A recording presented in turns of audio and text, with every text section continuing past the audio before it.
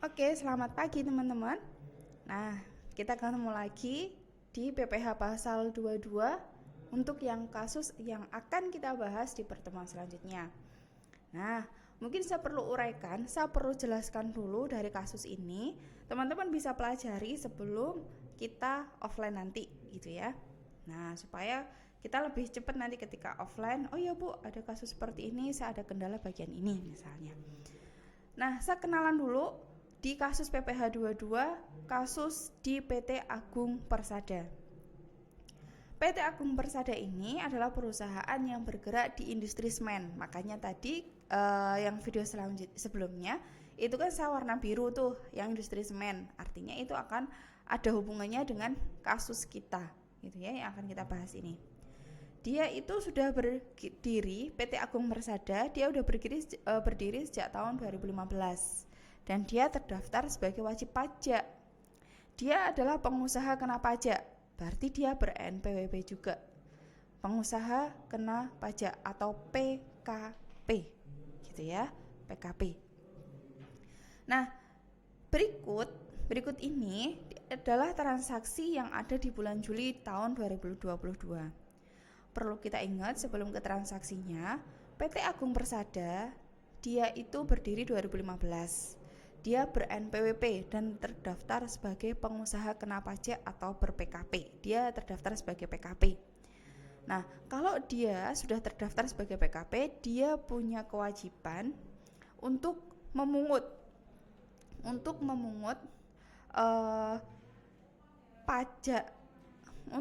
pajak bagi lawan transaksinya dia. Jadi dari pembelinya. Dia wajib memungut itu. Contoh, saya itu beli barang di PT Agung Persada. Nah, saya beli semen nih. Terus saya harus dipotong atas pembelian barang saya tadi, harus dipungut PPH pasal 22-nya senilai berapa atau dengan tarif berapa. Nah, cross check lagi video sebelumnya bahwa untuk industri semen itu memiliki tarif khusus. Tarifnya berapa? 0,25%, gitu ya. 0,25% dikalikan berapa? Dikalikan nilai beli saya, yaitu sebagai DPP. Nilai beli saya sebelum ditambahkan dengan PPN. Jadi pure nilai saya, nilai beli saya, uang yang saya keluarkan untuk beli barang tersebut tanpa membayar PPN terlebih dahulu, gitu ya. Nah, karena dia memiliki kewajiban ini, maka setiap transaksi yang ada di bawah ini harus disertakan dengan bukti potong. Nanti bukti potongnya ada di Excel. Nah, di sini ada data perusahaan PT Agung Persada. Terus ada beberapa transaksi di bawahnya selama bulan Juli. Oh, ini sorry. Ada perbedaan. Ini Juli 2020. Di sini berarti juga Juli ya. Terus Agustus ini juga berubah jadi Juli. Juli ya, Juli semuanya. Oke.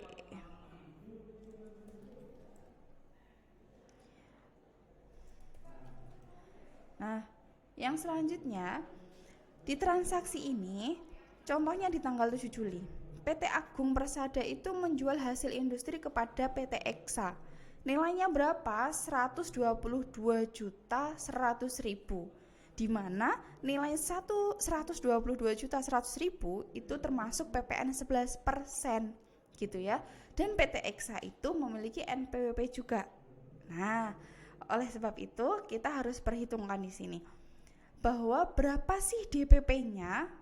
DPP itu adalah nilai atau harga barang yang kita beli sebelum ada tambahan PPN sebesar 11%, gitu ya. Terus yang tanggal 16 Juli itu menjual industri juga kepada PT Tirtawana, gitu ya. Nilainya 77.700.000. Nilai itu sudah termasuk dengan PPN-nya, ya. Oke. Terus dia juga ber-NPWP di sini. Tanggal 21 PT Agung Persada dia menjual barang juga nilainya 55.500.000 kena ditambah dengan PPN. Jadi 55.500 itu ada PPN-nya. Maaf ini saya typo, N-nya bukan kecil tapi N-nya besar ya. PPN sama-sama hurufnya PPN, tapi kepanjangannya beda. Ketika PPN N-nya besar itu pajak pertambahan nilai, tapi kalau PPN-nya kecil berarti pajak penjualan. Ada sendiri nanti ya. Nah, jadi ini pun juga diperhatikan ya PPN-nya yang mana gitu. Nah, PPN ini yang di sini pajak pertambahan nilai sebesar 11%. Terus di tanggal 24 juga ada. Nah, sedangkan kalau ini di tanggal 24 tidak termasuk PPN. 3 transaksi sebelumnya nominal yang tertera di sana itu udah plus PPN.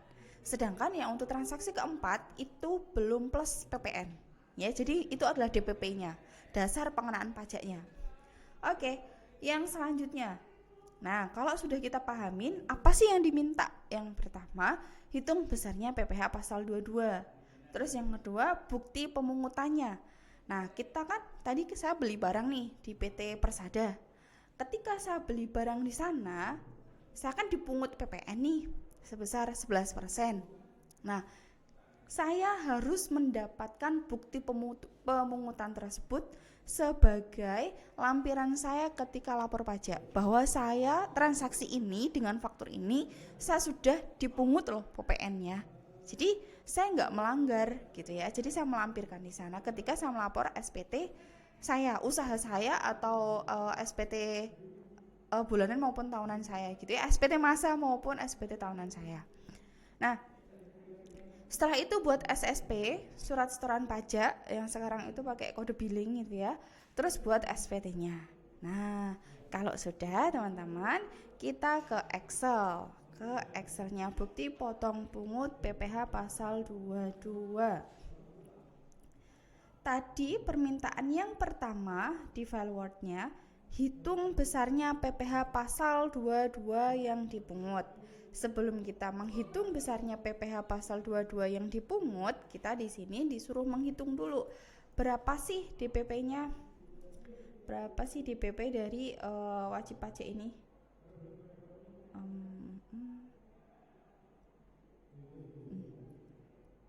Nah, harga pokok sebelum PPN. Jadi di tanggal 7 ya tadi di file Word-nya. Saya kasih contoh satu ya.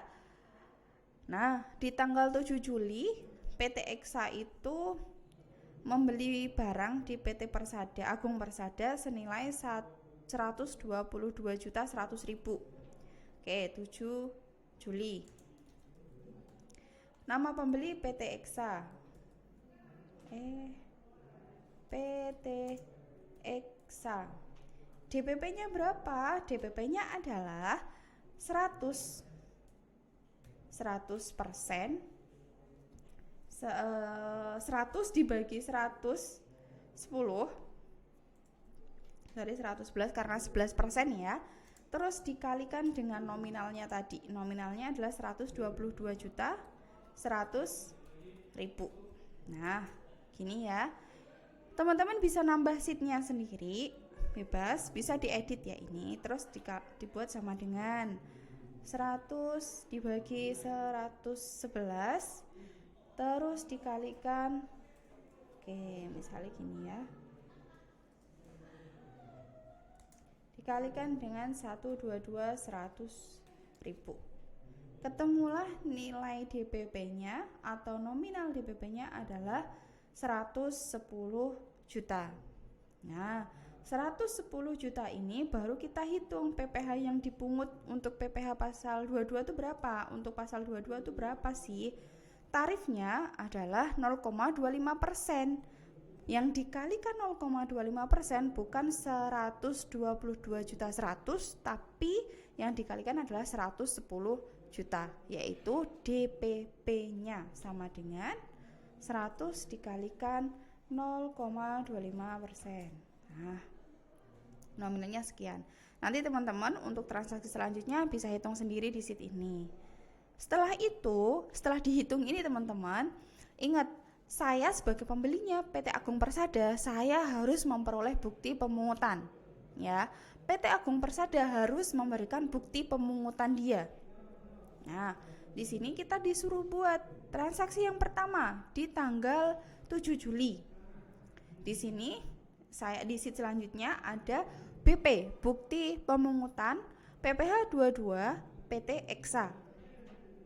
Kantor pelayanan pajaknya di mana? Nah, kita cek nih di file Word-nya. Misalnya dia terdaftar di Kota Surakarta. Nah, diisi di sini. Terus bukti pemungutan PPh pasal 22 oleh Badan Usaha Industri Eksportir tertentu. Nah, ini kan tadi awalnya kosong ya. Nah, ada yang kosong nggak ya? Oh, nah ini kosong. Nah, ini kan bagian ini kosong ya, bagian ini kosong. Maka kita perlu isi nomor ini bebas sesuai kebijakan PT Agung Persada atau perusahaannya teman-teman, bebas. Jadi format nomor di sini terserah ya. Nah, biasanya menggambarkan nomor, menggambarkan PPh-nya berapa, terus bulan berapa sama tahun berapa. Misalnya di sini tadi Juli ya 2020. Nah, seperti ini. Berarti terus NPWP di sini bukan NPWP-nya PT Agung Persada, tapi NPWP lawan transaksinya PT Agung Persada, yaitu PT Eksa. Kalau tadi saya yang beli misalnya, berarti di sini adalah NPWP saya. Sedangkan NPWP-nya perusahaan atau Agung Persada tadi itu ada di bawah, di sebelah sini, pemungut pajak, gitu ya. Nah, terus setelah itu diisi lengkap. Tadi industri apa sih? Industri semen loh Bu. Industri semen nominalnya berapa? Nominalnya di sini.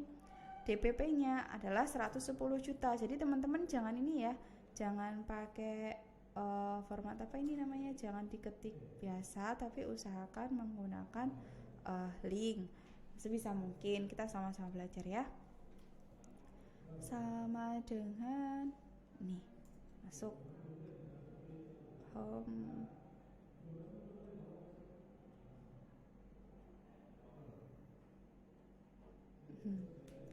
Settingan ininya ya teman-teman, di setting.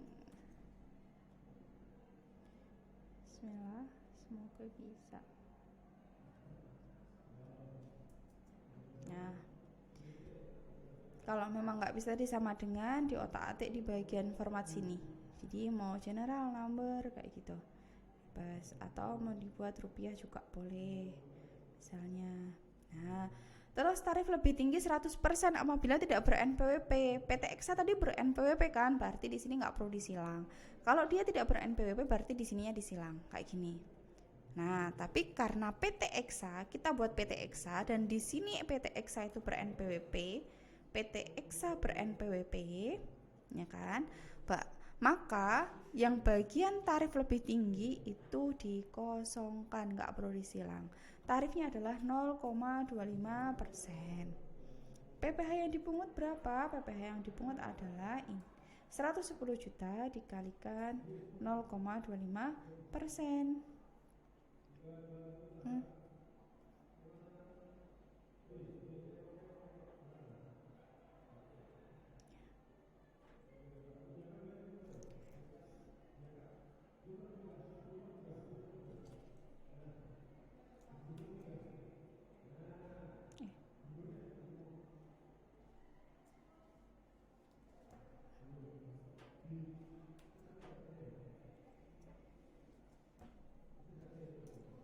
Oke.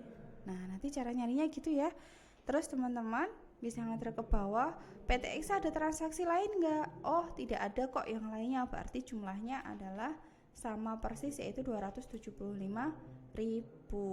Kapan sih di sini? Kita perlu isi Surakarta.